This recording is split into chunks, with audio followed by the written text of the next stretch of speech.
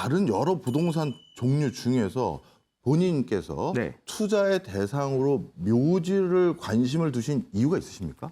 일단 첫 이유는 돈이 없었기 때문에 그렇습니다. 아. 제가 처음 묘지를 시작할 때 전재산이 400만 원밖에 없었습니다. 예. 근데 가장으로서 이제 가족을 부양해야 됐는데 그때 제 월급이 세후 한 160만 원 안 될 때였기 때문에 예.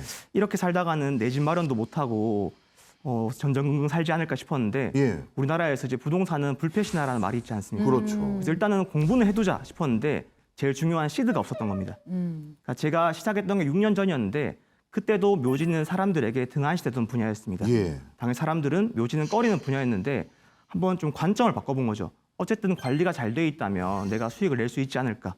그렇게 도전하게 됐습니다. 네.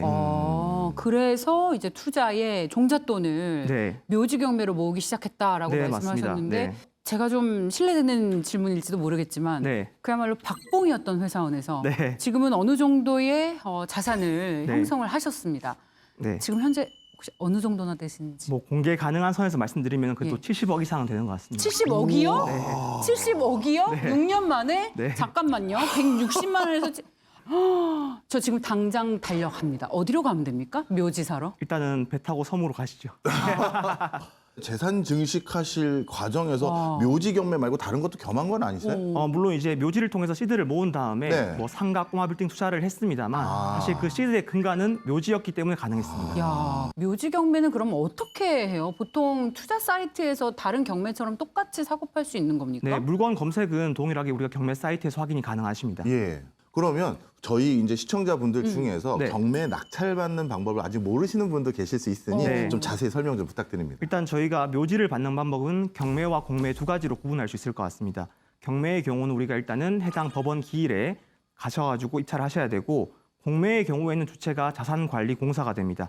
우리가 온비드라는 사이트를 통해서 온라인으로 입찰할 수 있기 때문에 사실 직장인분들은 내가 입찰 때문에 이거 시간을 빼는 게 어렵지 않습니까? 네. 그래서 온비드가 온라인으로 입찰이 되니까 공매를 많이 선호하시는 것 같습니다.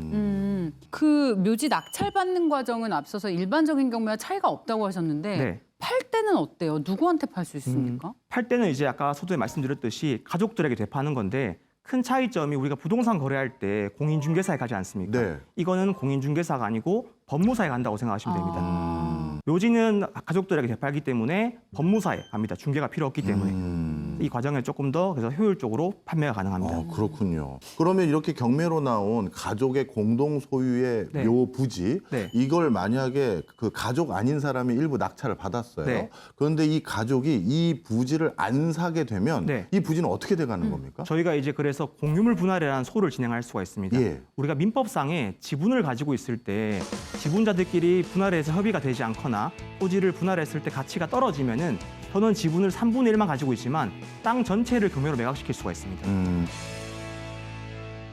그렇게 우리가 경매로 매각한 다음에 다시 돈을 배당받을 수도 있는 건데.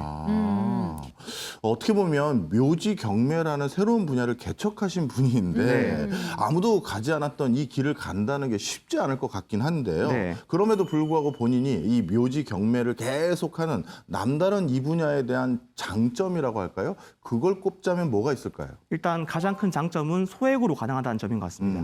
우리가 통상 부동산을 산다고 하면은 뭐 최소 몇 천만 원을 생각하는데 제가 처음 받았던 묘지가 290만 원이었고 저는 지금 묘지를 200건 이상 처리를 했지만 아직까지도 1,000만 원 이하 물건들을 선호합니다.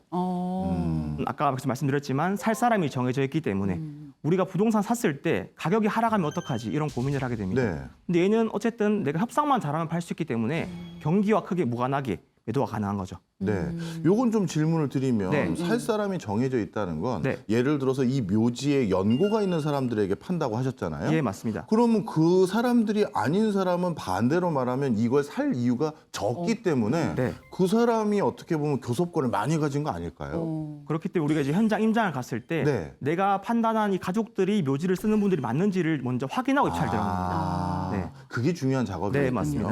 또 다른 장점은 뭐가 있을까요? 일단은 이제 아까 말씀하셨듯이 경쟁자가 적습니다. 다른 경매에 비해서 아직 많이 알려지지 않은 분야이기 때문에 보통 뭐 혼자 입찰하거나 2명 입찰하는 경우도 있고 좀 들어온다 싶으면은 한 3명에서 5명 정도 입찰하는 경우가 많기 때문에 아직까지는 경쟁자가 적은 편인 것 같습니다.